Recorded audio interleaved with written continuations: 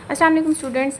तो मैंने आप लोगों को पिछली वीडियो में कहा था कि हमारे पास पेज नंबर 7 पर हम मौजूद थे और मैंने कहा था कि थोड़ी सी वीडियो लंबी हो गई है, तो हम जो है इसका नेक्स्ट जो है जो भी है वो हम नेक्स्ट वीडियो में इसका पार्ट स्टार्ट करते हैं। तो चले हम फिर वहीं से स्टार्ट करते हैं, ठीक है।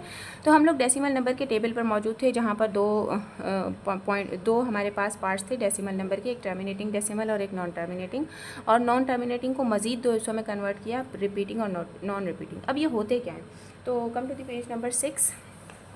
यकीनन आपको पेज नंबर 6 सही से विजिबल हो रहा होगा, ठीक है। अब यहाँ पर मैंने ना आपकी आसानी के लिए टिक लगाए हुए हैं, ठीक है, 1 2 3, ताकि हम फ़ौरन से उस टॉपिक पर आ जाएं।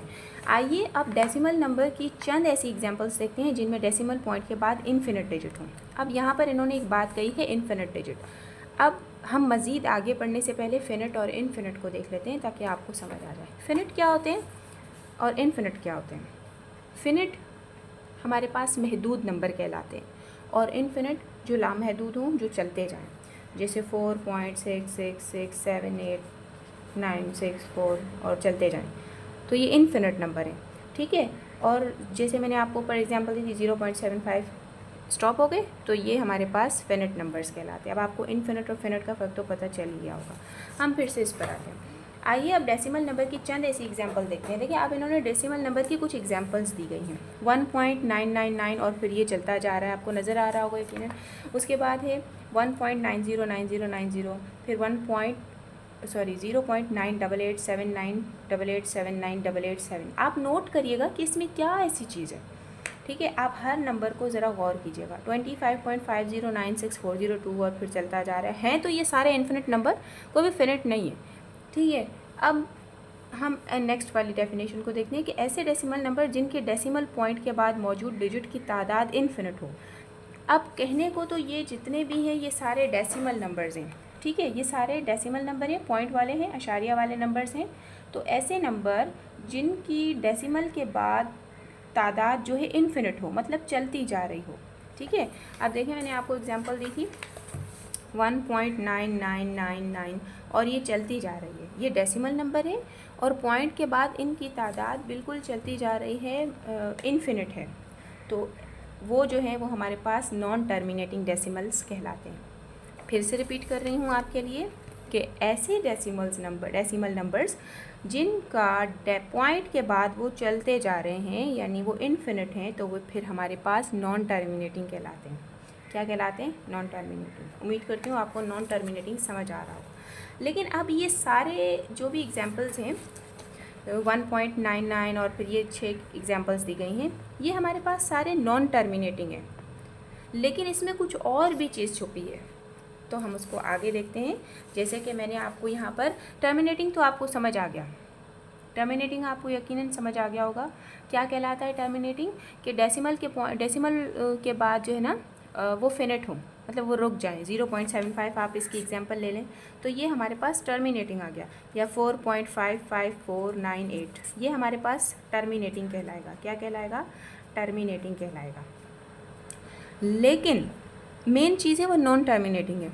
नॉन टर्मिनेटिंग ऐसे नंबर होते हैं जिनकी डेसिमल के बाद नंबर्स चलते जाएं, इन्फिनिट हों, वो नॉन टर्मिनेटिंग कहलाते हैं। अब नॉन टर्मिनेटिंग की 2 टाइप्स हैं, एक है हमारे पास रिपीटिंग और एक है नॉन रिपीटिंग। मैं आपकी आसानी के लिए टेबल अपने पास बना कर दिखाती हूँ आपको। जी तो बच्चों, अब देखें मैंने यहाँ पर डेसिमल नंबर का ये पूरा टेबल बना लिया है। अब डेसिमल नंबर हमारे पास टर्मिनेटिंग, आपको पता चल गया कि ऐसे डेसिमल नंबर्स जिनके डेसिमल पॉइंट के बाद मौजूद डिजिट जो हों वो फिनिट हों, जैसे कि 0.75 इसकी एग्जांपल ले लें, या आप जो है 4.556 ये एग्जांपल ले लें, तो वो इनफिनिट है, मतलब रुक गई है, तो वो हमारे पास टर्मिनेटिंग।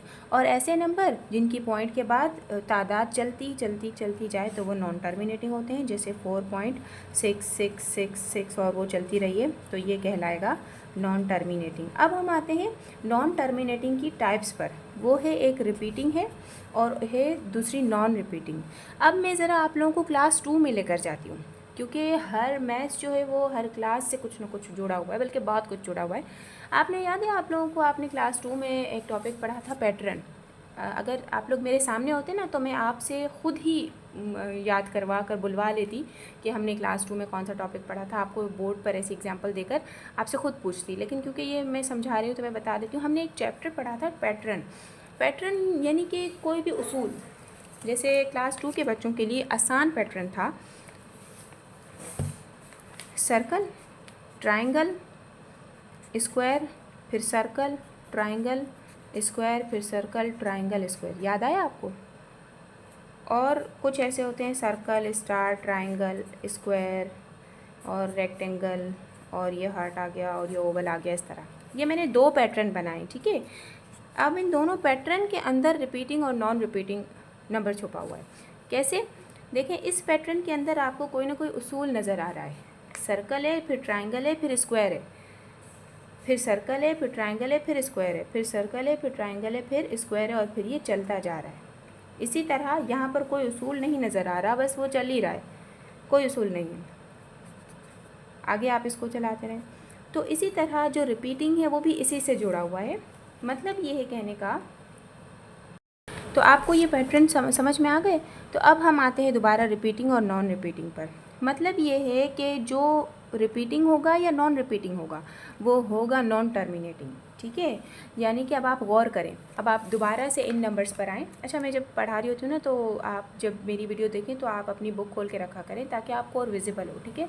अब देखिए, आप गौर करें कि आपको ये 6 नंबर, मैंने आपको स्टार्ट में कहा था कि इन नंबर पर गौर कीजिएगा, इनको देखते हुए हम, तो इसलिए मैंने पहले आपको टेबल बताया और उस पेज, फिर मैं इस पेज पर आई हूँ। कह रहे हैं कि गौर करें कि ऊपर दिए गए पहले 3 नॉन टर्मिनेटिंग डेसिमल्स, यानी ऊपर वाली जो एग्जांपल दी गई हैं वो हमारे पास नॉन टर्मिनेटिंग डेसिमल्स हैं, ठीक है। अब इनमें पॉइंट के बाद आने वाले जो इन्फिनिट डिजिट्स हैं, जाहिर सी बात है नॉन टर्मिनेटिंग है, वो इन्फिनिट डिजिट हैं। तो पॉइंट के बाद जहां आपको कोई ना कोई उसूल नज़र आ रहा होगा वो हमारे पास रिपीटिंग नंबर्स कहलाते हैं। कैसे? मैं यहाँ पर बता रही हूँ आपको। 1.909090 और फिर ये चलता रहा है। और एक नंबर है 1.67891063 और फिर ये चलता आ रहा है। तो ऐसे डेसिमल नंबर्स जो कि नॉन रिपीटिंग हैं, मतलब ऐसे डेसिमल नंबर जो कि नॉन टर्मिनेटिंग है, ठीक है, लेकिन उसके अंदर कोई ना कोई पैटर्न नज़र आ रहा है 909090 और फिर वो चल रहा है, तो ये हमारे पास क्या कहलाएगा? Repeating decimal, non terminating repeating decimal कहलाएगा। और ऐसा नंबर जो चल तो रहा है लेकिन उसके अंदर कोई उसूल, कोई पैटर्न नहीं है, तो फिर वो हमारे पास नॉन टर्मिनेटिंग नॉन रिपीटिंग कहलाएगा। समझ आ गई आपको? उम्मीद करती हूँ बहुत अच्छे से समझ आ गई होगी, ठीक है। अब हम आते हैं वर्कबुक पर, इसके क्वेश्चन देखते हैं और फिर मैं आपको होमवर्क दूंगी कि आपने ये करना है और फिर मुझे कमेंट्स में बताना है कि आपने जो समझाया था वो हमने किया, ठीक है। और जहाँ तक हो सकेगा मैं स्कूल में भी आप लोगों से पूछूंगी। अच्छा, तो ये मैंने जो है ना क्लास 7 की वर्कबुक खोली हुई है, क्लास 7 मेरी रियाजी की, और पेज नंबर 6 पर है टॉपिक 1.1 नातिक आदाद रेशनल नंबर्स, ठीक है। इसका पहले मैं तो अपने अल्फाज में 5 रेशनल नंबर की एग्जांपल लिखनी है, वो तो यकीनन आपको समझ आ गई होंगी, तो वो आप लोग लिख लीजिएगा। नेक्स्ट में हमें कॉलम में दिया गया है, इसमें हमें यस और नो के ज़रिए बताना है कि ये किसी बच्चे की बुक है तो वो उसने फिल किया हुआ था। अच्छा, आप देखें यहाँ पर कि कुछ हमें नंबर्स दिए गए हैं 458 यानी 458.93। पॉइंट के बाद नंबर्स अलग अलग हो जाते हैं, तो हम इसे 93 नहीं पढ़ेंगे बल्कि 93 पढ़ेंगे, ठीक है। तो अब पूछ रहे हैं कि it is a terminating decimal, क्या ये जो नंबर है ये टर्मिनेटिंग डेसिमल है? बिल्कुल ये टर्मिनेटिंग डेसिमल है, तो हम यहाँ यस लिखेंगे। फिर इसी तरह it is a non terminating repeating decimal, कि ये जो नंबर दिया गया है ये नॉन टर्मिनेटिंग रिपीटिंग है, क्या है या नहीं है? तो नो। अब आपने इसको फिल करना है यस और नो लिख के, ठीक है। ये तो आप सबका बुक में हो ही गया होगा। अब हम नेक्स्ट देखते हैं क्योंकि ये हमारी एक्सरसाइजेज हो गई हैं, ठीक है। अब नेक्स्ट देखें, ये सारा फिल आपने इसी को जो मैंने समझाया इसको देखते हुए आपको करना है, ठीक है। फिर कह रहे हैं कि दिए गए नंबर्स में से रेशनल नंबर की निशानदेही सर्कल बनाकर करें। हमारे पास रेशनल नंबर कौन से होते हैं? जो p/q की शेप में हो। तो क्या हम 250 को p/q की शेप में लिख सकते हैं? बिल्कुल लिख सकते हैं। 250/1, जिसके नीचे कोई नंबर नहीं होता तो वो 1 होता है। इसी तरह -2870 को भी लिख सकते हैं, 0 के नीचे भी 1 आ जाएगा, और फिर सारे आपने इस तरह करने। इसमें से कौन से रेशनल नंबर है? अच्छा, एक और बात मैं आपको बताते चलूँ कि